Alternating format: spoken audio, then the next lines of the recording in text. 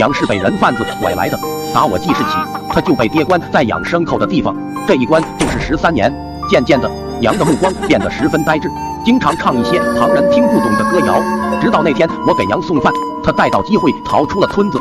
村子四周是大山，茫茫无际。娘穿着单薄的衣衫逃到了后山顶，那里有一处断崖。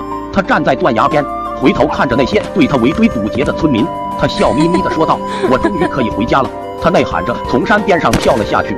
当我从爹和奶奶口中得知娘跳崖时，我内心一阵悲凉。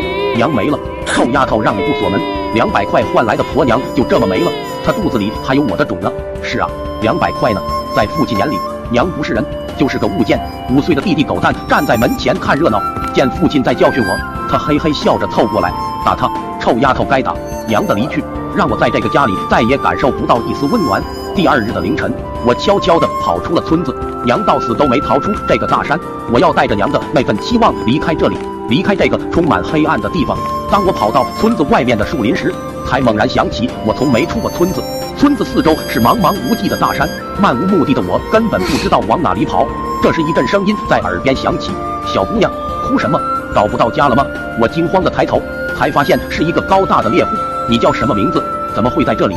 缓了一会儿，我才说道：“我没名字。”猎户一愣，仿佛明白了什么，叹息一声道：“遇到你之前，我曾见到一只娇艳的玫瑰花，以后我叫你玫瑰可以吗？”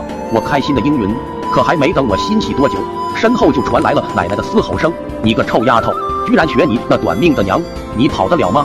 奶奶快步走到我身前，对我一顿拳打脚踢。猎户大声地呵斥道：“为什么打他？